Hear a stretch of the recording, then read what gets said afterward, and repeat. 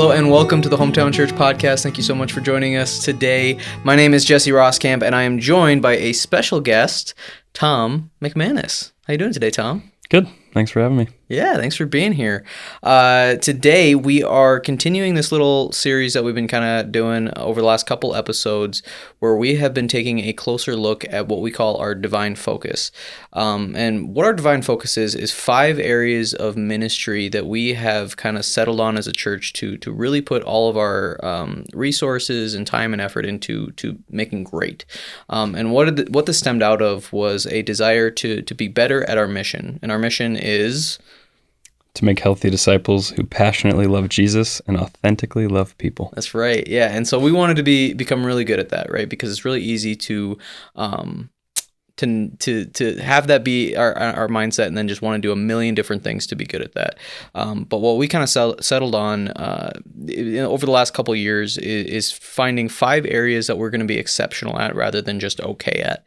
And so those 5 areas are our Sunday experience, missions and outreach, it's small groups, it's leadership development, and teens and kids ministry. And so that's what we're talking about today. We're going to do kind of a 2-parter. We're going to split it up from teens for one part, which is what we're talking about with you, and then our kids ministry is what we're going to talk about next week. But you are in a new role here at Hometown Church. You just got hired over the summer. When did you officially start working for the church? I think technically my start date was like July 1st or something like that, yeah. Yeah. So tell us a little bit about your role, maybe a little bit about yourself as well, and just your role as a deacon.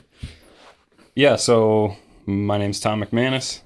Me and my wife Haley both attend Hometown. I've been here at the church since the spring of 2017. I was a senior in high school when I showed up, and so yeah, I've been here for whatever that makes it, 8 years, and it's become home. But the cool thing, I guess, of now the role in teen ministry was it was very impactful when I showed up. And so, yeah, now being able to be a part of the leadership and the direction of where it's going and having some influence there. And so really that's my whole role as a deacon. And the main piece of that is just behind the deacon piece was with the number of people being led and some oversight happening, not quite at the pastoral level, but with enough leadership of people, they kind of put me through a process similar to what they do with the pastors and just checking their character and all the rest of it. And so, as a deacon, it was just making sure I'm somebody who's walking with the Lord and standing up in that way. So. Yeah, you meet all the qualifications and stuff, get the test going. Yeah. Right. Which I actually enjoyed that process. Oh, really? What is that? It's nice every now and again to get tested and you can think you're doing things okay, or, I mean, and sometimes the opposite. I think maybe I'm not doing so hot in general. But then when they go and they ask the people around you, and, there's a handful of things that get brought up that you got to work through. But then when people are like, oh no, they're doing well. It's cool for me to see because I think 8 years ago, I was not walking with the Lord in a way that would have been one where I should be leading people. And so it's cool to see how God's changed me, his work in me to now I'm going to do the work for him and leading others. And yeah, that's awesome. So how long have you been involved with the teens then? Did you jump straight from your senior year into serving in the teen ministry, or did you have a little bit of a break there? I think there would have been 2 years in between. So graduated high school in 2017 and then was away from Lakeville for a year playing hockey. And then I was away at UW Stout for my first year of school.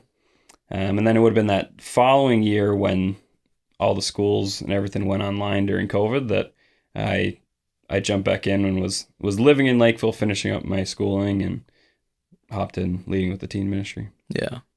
So how do you think your experience over the last few years has kind of helped you prepare you for this role? Yeah, I think, and it's something that's pretty common within our leadership within teens where, a young guy or gal, or even just a leader in general, will start with the 6th grade group. And then they're able to walk with them moving all the way through, the next year with 7th grade and then with 8th grade and with 9th and 10th and so on. And not that that's a requirement of, oh, you're going to lead, you better be here for 6 years as these kids work all the way through. But just my own life situation has allowed for me to be there and be a part with this group of boys from when they were in 6th and 7th grade, and then now they're in 11th and 12th. And so I think a big piece of that was being able to see and be a part of a handful of changes that happened during COVID and blending Lakeville, New Hope, and Bloomington together. Being a part of all those things probably prepared me pretty well, but also just being able to be with a group from the start and now as they're coming to the end. I kind of got to see a lot of the ins and outs of, okay, I'm not just experienced with the squirrely 6th graders and not just experienced with mature adults that are seniors in high school. So that's probably the biggest thing that helped prepare it. Yeah. So tell me a little bit more about your role and maybe what are some of the responsibilities of this role, and kind of what are some of the things that you're hoping to accomplish with it. Yeah, so the role itself, I guess my title would be the teen ministry director. And so by no means does that mean I'm the doer of all things teen ministry. We're really blessed to have a lot of awesome leaders, both obviously the small group leaders within the teen ministry. Every grade level has 3 or 4 leaders and a lot of young adults and a lot of parents that really care for the teens. But then even outside of that, we've got a planning team that gets together. And so my role is more so, I think, from the top level looking down and seeing, okay, where are we going? What are the things that need to get done? And then are people in the places to get those things done? And do they have everything they need to do it well? And that's kind of been my focus, is not just I don't want to just have people everywhere and no one knows what each other's doing. And some people are doing this over here and they're doing that over there. But I'm really focusing on getting people, as far as leaders go, making sure they have everything they need to do what God's asked them to do and to do it well. So yeah, absolutely. That's awesome. I think it's a very needed role, and one I think that you're very well suited for. What I think there's a lot of people who are pretty familiar with our teen ministry, who've been around the church for a long time, whether they have served in it or grew up going to the church, and were maybe in the teen ministry. But it's also gone through a lot of changes over the last few years. So there's probably a lot of people who don't have a very up-to-date idea of what's going on with our teens and like kind of how the night goes. So maybe give me a little rundown of what a typical night at teens look like, and why do you guys go about doing it that way? Why is it structured that way? Yeah, so on a normal Wednesday night, and I say normal, probably 75-80% of the nights are normal nights, and then we've got activity nights and there's conferences and different things too. But on a normal night, we encourage all the teens to get there around 7. There's a built-in time of fellowship just for them to have time when they're hanging out together, catching up, shooting the breeze and just enjoying their time together. Here at Bloomington, a ton of kids are playing in the gym and in Lakeville in the chapel and whatnot. And then at 7:15 we kick off, and the order of the night is basically the same every night, and starts with, and this is probably really familiar to people in years past, but starting with the game to get kids engaged, announcements, because what's a service without announcements, a message, and then we break into small group times after that. And I guess, before the message, we do worship. And so the cool piece about each of those things is there's a discipleship focus in all of them. So I guess for the game, something that I've brought in from my time with this hockey ministry that we serve with in the camps that we do there is we play a sword game at the beginning of every night at camp. And that just consists of, every kid's got their Bible and you say swords up and they hold them in the air. And as the leader, you say some random verse. And the first kid to stand on their pew, read it out loud correctly, moves into the final round. And so you do 4 verses, 4 finalists, and then 1 final winner. And so in some ways I enjoy that game because everyone can get a chance to play, right? If you're never going to win and you're very new to the Bible, you still get a chance to open it up and try it and find it and whatever. And if you're a little Bible ninja, like, you're going to be super engaged and playing it all the time. But the other cool thing I think about that game, and I'm sure maybe we'll have other fun games that come in at some point. But what I really like about this game is there's a piece of it beyond just, it's just a game and a competition. For a number of the kids, it's just they're continuing to sharpen the skills that they're learning at home. But there's a lot of kids that may not get the chance to, learn Bible literacy and where are things and how do I know if this is in the Old or New Testament and knowing where things are in the physical book. It's like being able to point at something on a map. Is it the most important thing of knowing what the place is? Not necessarily, but if we don't know where it is on the map, it's pretty easy for us to get pretty confused as to, are we in the right place or are we thinking the right things when we're reading it? And so, well, I think that's just like a great discipleship tool, and it's like a good way to kind of gamify learning the Bible, right? Because I think there's a ton of people who've been around the church forever and don't know their way around the Bible, right? Like, can you point out to me where Lamentations is? Can you find, Judges? Right. I'll be like, well, okay. Then they scroll all the way to the table of contents and looking through the list and until they find something. But just having that base kind of understanding of where are the books, when does this take place? Why does, what's going on? What time period is this in is such a helpful thing. And so kind of adding that little game element in to help kids learn and like encourage that, I think is awesome. Do you ever throw in some trick questions? Ask them where something in First Maccabees is or something like that? No, we try not to lead the kids astray. I think that's probably a big piece of my role, is not leading them to. Yeah, that'd probably cause a little bit too much confusion. Philemon chapter 2, verse 3. That'd be pretty good. That'd be pretty good. I'm sure, something like that you could throw around. Yeah. But the cool thing with it too is, so how I had explained it to them the first night we did it, I brought up a road atlas and I asked the kids, and how many of you know what this is? Like today, I'm sure the majority of them are used to finding where things are by punching in their phone or whatever.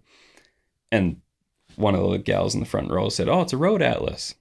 And I looked and it says road atlas on the front of it. But the funny piece of that aside, the cool piece of the road atlas to then understanding the Bible is, if you don't have your phone to plug it in, and we have our phone today, we can Google Bible verses all the time and it'll take us where we need to go. But, if we were clueless without that, a road atlas helps us find where anything would be, right? Like our Bible has verse, chapter, book, Old, New Testament, whatever. And so in the same way, our home address has number, street, city, country, right? Similar type of concept. But an interesting point that we talked about that first night when we did this was, okay, just because maybe who lives at what house and the number of the house and, where it is, does that really mean that, is that all you need to know about a house, right? Like just knowing that this house is at this address and this city in this state in this country, does that really do anything for you, right? Like if you could point at every house and tell me what it was, does it do anything? No, right? Like the whole point of having a house is a family living inside, doing life together, and there's a depth to it beyond just the number on the house.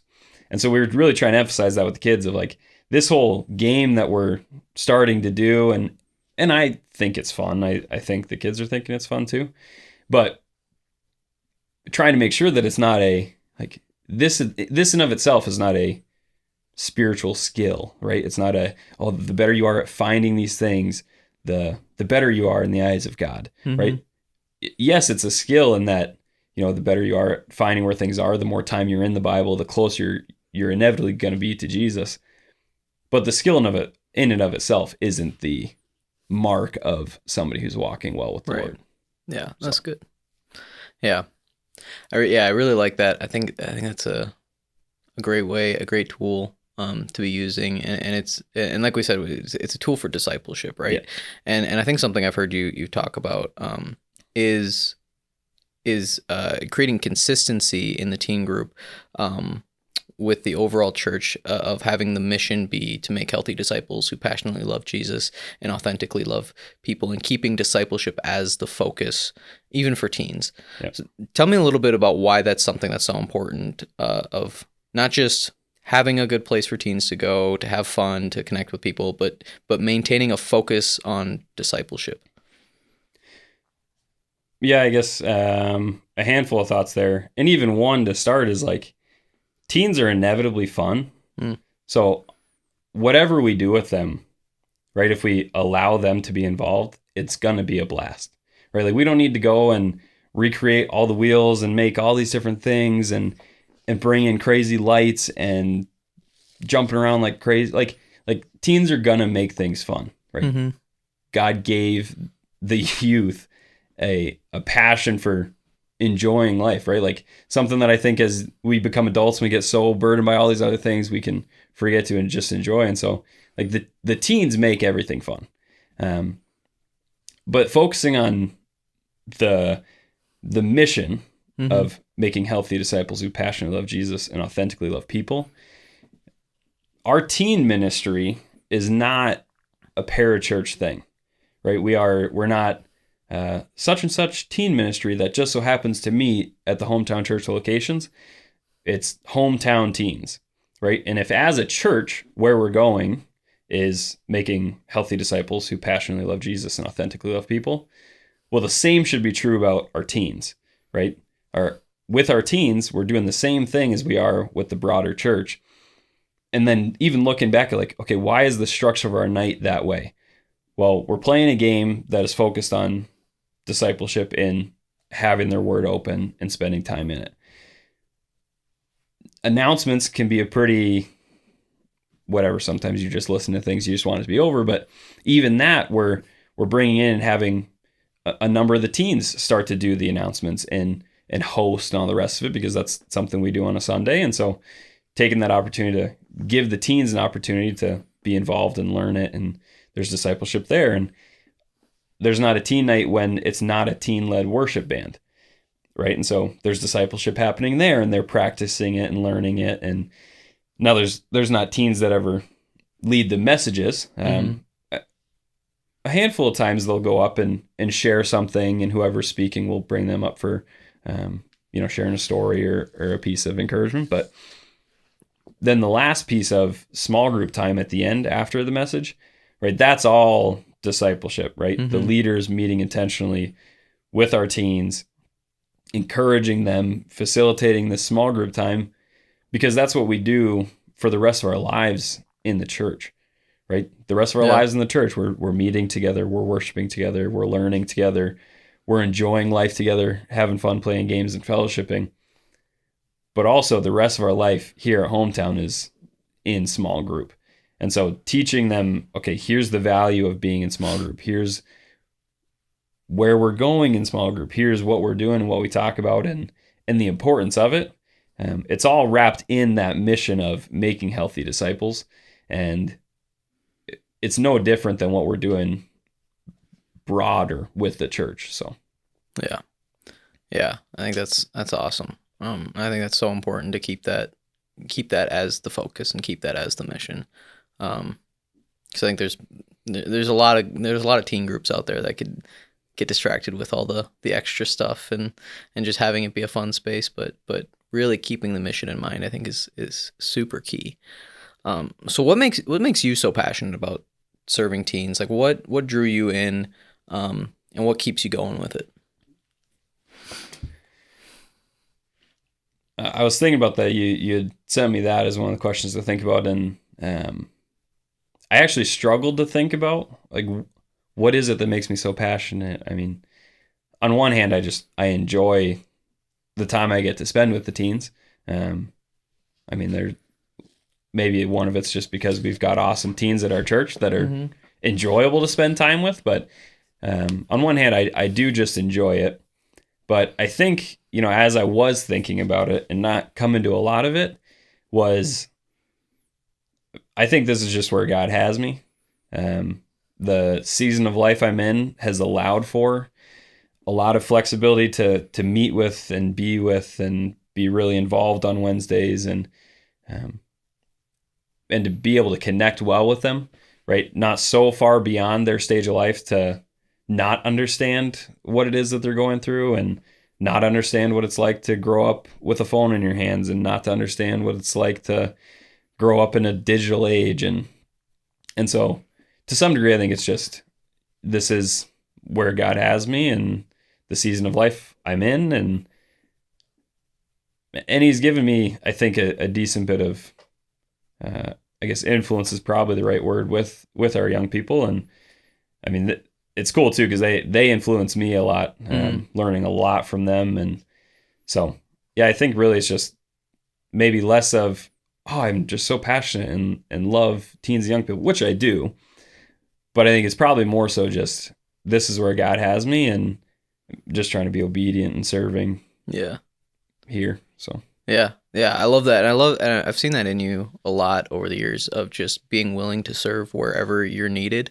And kind of not having like a woe is me mentality, or like I'd rather be doing this. I'd rather be doing this. It's just like, if I'm asked, I'm going to go to this place. And something I really appreciate about you and respect about you. And yeah, I think this area is such an important area, especially in the times we're living in, right? But like teens, they, especially today, with all the access to the internet and influences everywhere, trying to drag them in all sorts of different directions. I think it's so important to have people who are intentional, who are willing to step up into those roles, to be good influences, to guide them towards the scriptures, to guide them towards Jesus, to disciple, and to really be intentional with the kids. I think is so important.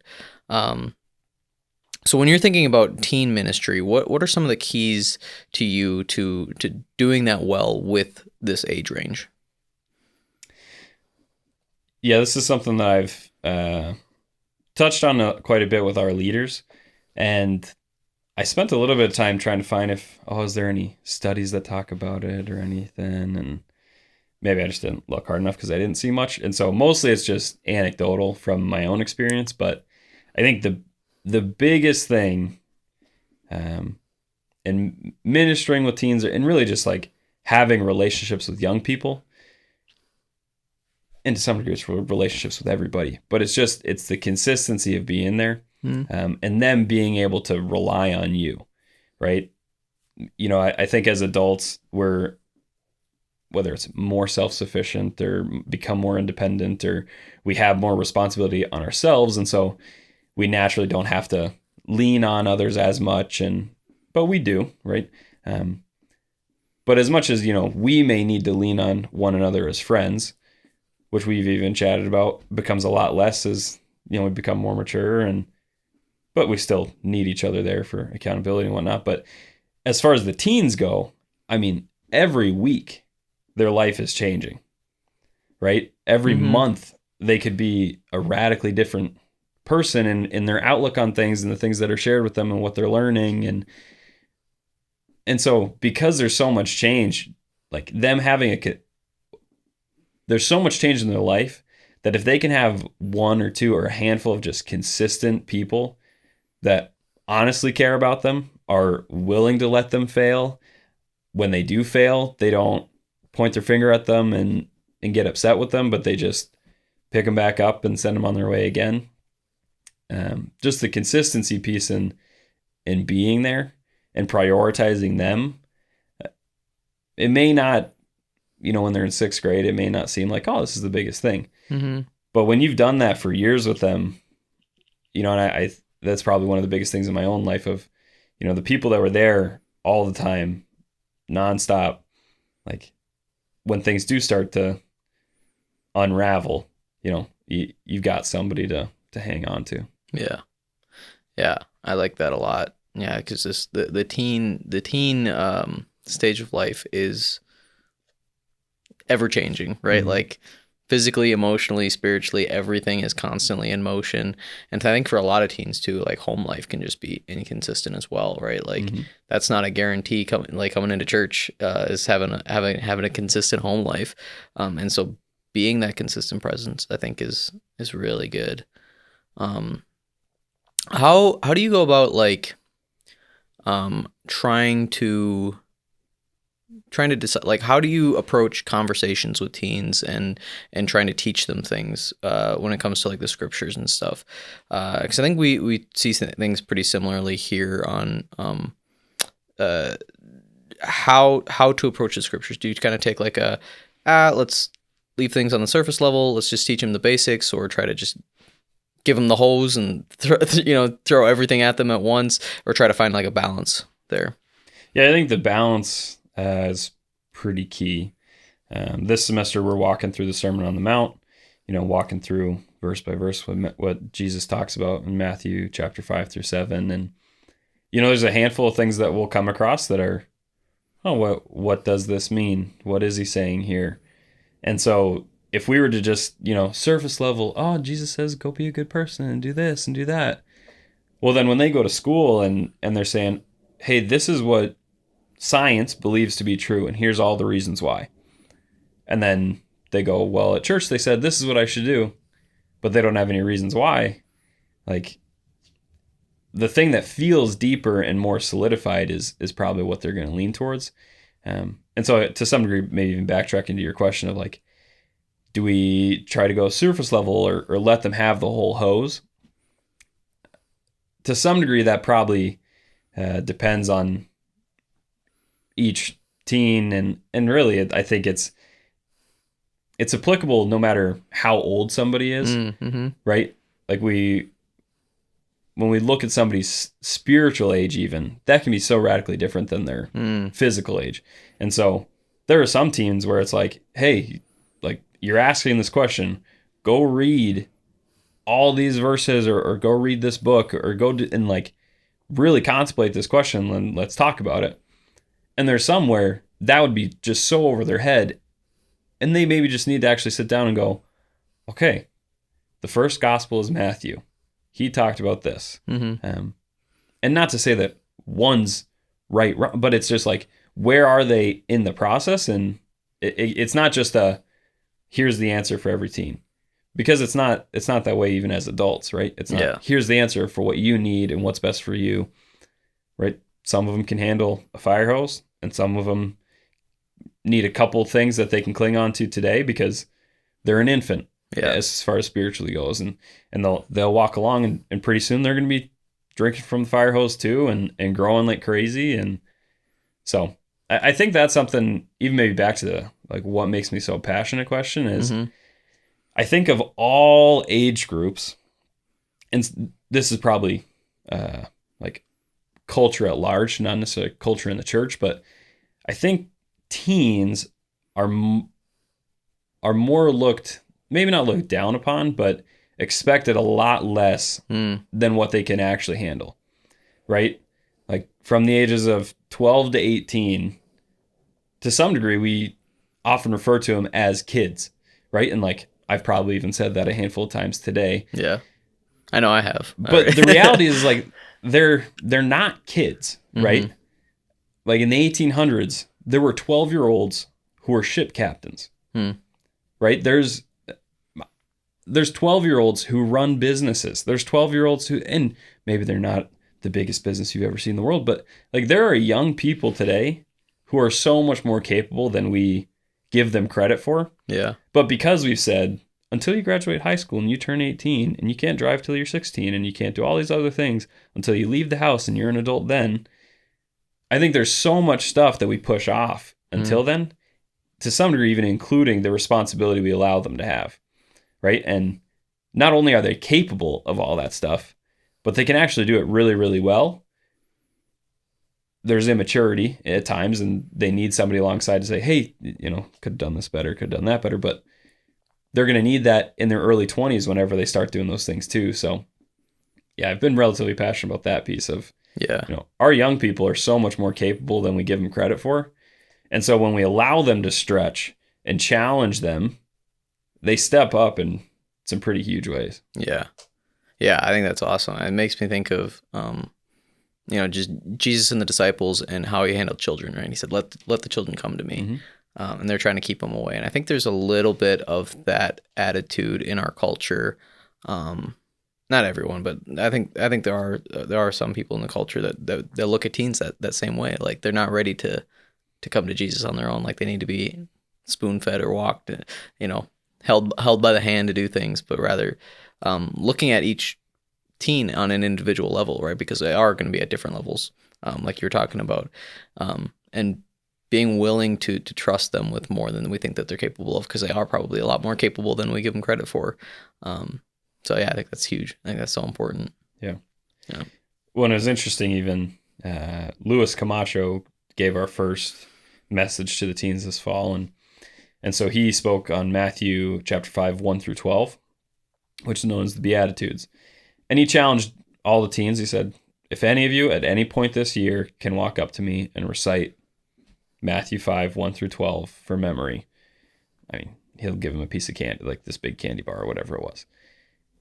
And a week later, I think, if I remember it, there was 12 kids who did it, right? Yeah. And that's 1 week. And we'll find out tonight on a Wednesday what it's like for 2 weeks later, right? Yeah.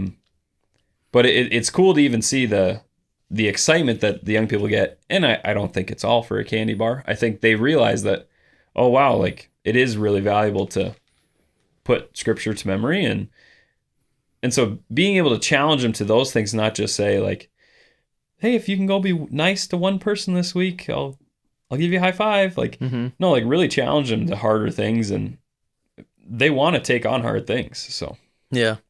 Some of them are just doing it for the candy bar, though. That yeah. I might have done it just for candy bar at their age. Yeah, me too. So what are some of the biggest challenges you face in teen ministry? I think the biggest one is just competing schedules. And that's, I think, life today, where everybody's asked so much of, and there's so many things competing for our time and our attention. One of those, I mean, just being media and what's going on in the world, but also, especially with the teens, it's competing with sports and competing with school and competing with all these things that are seemingly just increasing their demand.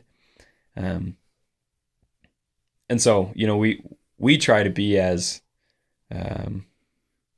impactful in the short amount of time that we get, and try to respect the teens' time. Like, hey, if we're going to say this is what we're going to do, we're going to do it, and we're going to do it within when we said we would do it.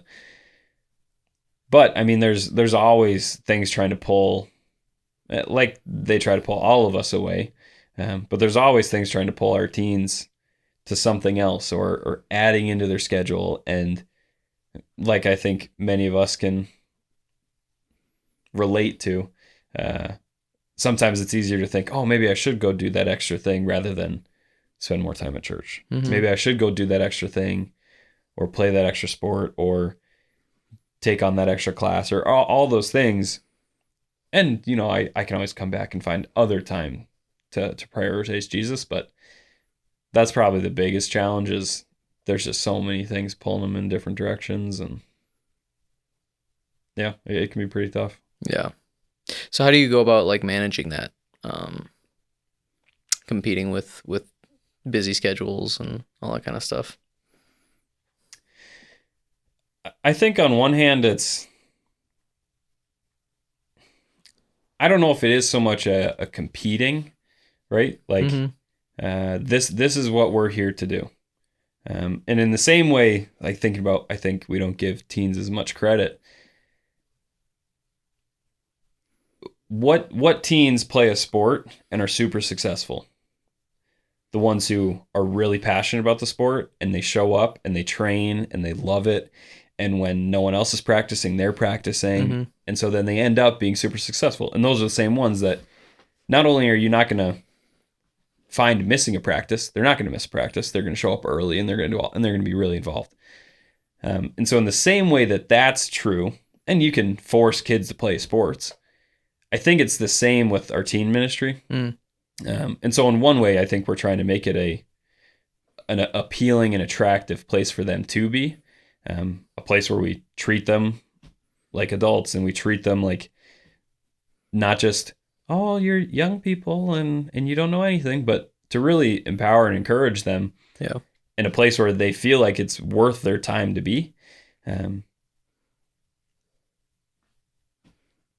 Yeah, and it's not. I don't think we're trying to compete. But it's also there's also an element of they have to make the decision to engage, and you're gonna do your job of being consistent and being there on a consistent basis. But it's gonna be up to the teen to make the decision on their own, right? Which is the toughest part and the toughest reality. Probably even maybe more so as parents than as leaders. And maybe that's me speaking out of turn to some degree, but I think for probably as a parent, it's so much closer to home, right? And so they're seeing everything all the time.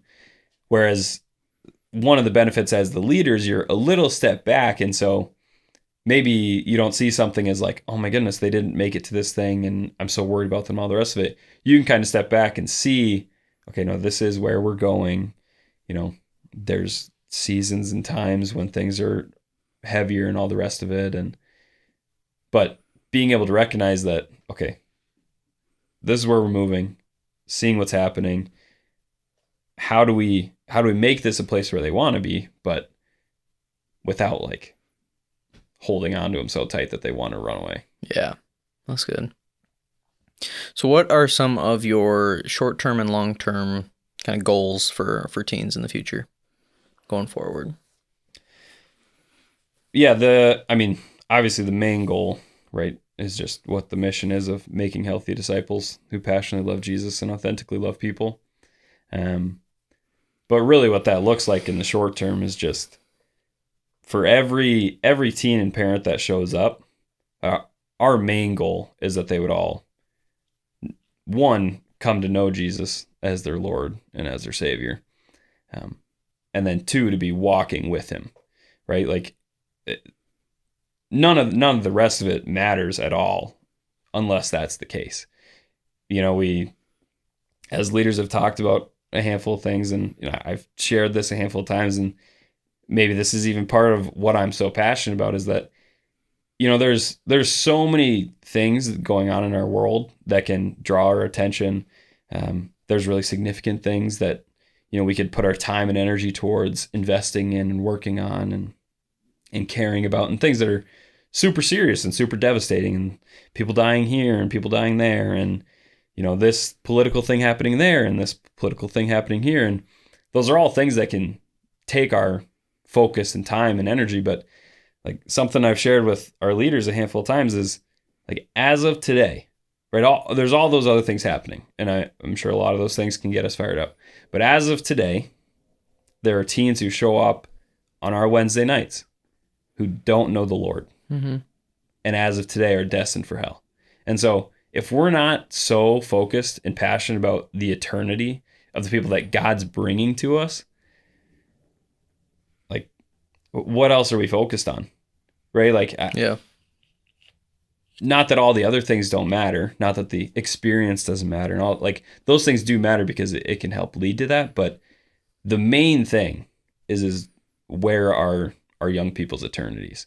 And I'm convinced that like God has his plan and he knows what he's doing and he has his timing and all the rest of it, but he also gives us the opportunity to be able to share and to be able to have an influence. And so obviously that's like the main short-term goal and really the main long-term goal. But something I've thought about would be pretty neat is, we're focused on the teens here at Hometown, primarily, and that's who we're focused on. That's who's in our small groups. But I would love to see that move beyond to, and it's the same as what we do with our small groups in the church at large, where like bring people, right? Like we have the bless strategy, and we're bringing the people in our lives into our small groups in a broader sense, the young adults, inviting people, every other small group. Oh, you're bringing your neighbor, you're bringing these people that came to church and all the rest of it. And so I would love to see us have a culture also within our teen ministry of, hey, guy on my football team, hey, girl on my soccer team, hey, person in my class. Like, you know what's awesome that I do is this thing on Wednesday nights where we go and we learn about Jesus, and we're with people who learn about Jesus, and there's leaders there who answer our questions, and if they don't know, they tell us they don't know and they get back to us. And I would love to see that be the case, because I think that's what we're seeing on Sundays. We're seeing people be brought and invited and life shared with, and our small groups are growing.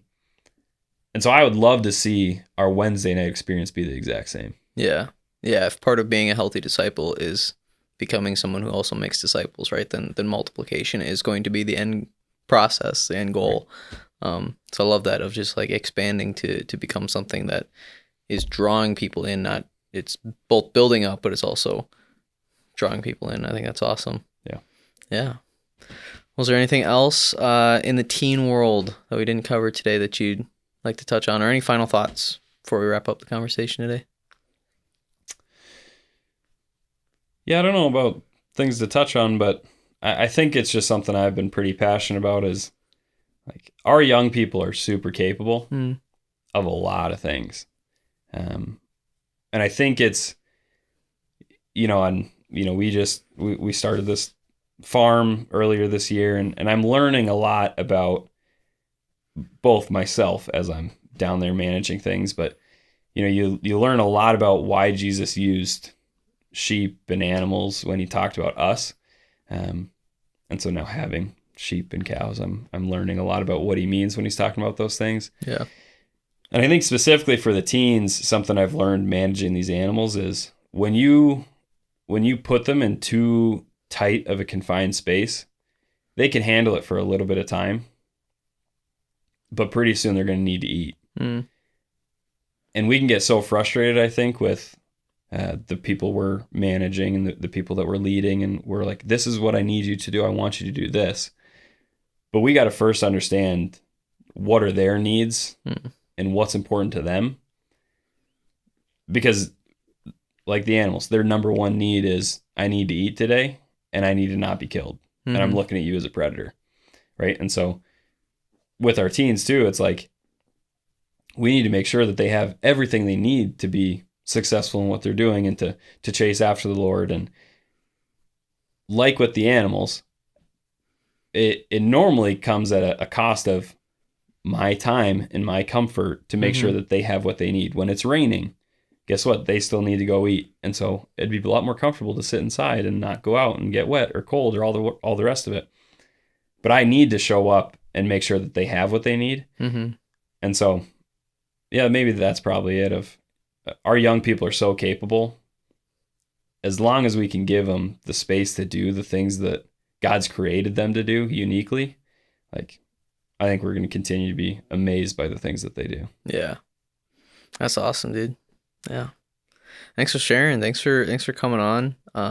Thanks for doing everything you do in this new role. We really appreciate you. I think you're well equipped to do it, and I'm really excited to see what God does with it in the future. I think it's going to be really awesome. I'm glad I get to be a part of it in a small capacity every once in a while, and get to see kind of the growth and the development of it in the future. So yeah, and thanks for being here today. Thank you for being here. Thank you. And thank you guys for tuning in, listening to this conversation. I've been having a blast having these conversations. I've been learning a ton about what we do as a church, and I work for the church. So I'm really excited, and I hope it's been beneficial for you guys listening. So if you guys have any questions or thoughts or anything you want to send our way, you can do that at podcast@hometownchurch.com. If you have any complaints about teens, you can let Tom know. I suppose. T. McManus at hometownchurch.com. There it is. But yeah, for now, that's all we got for you. So we'll catch you next time. See ya.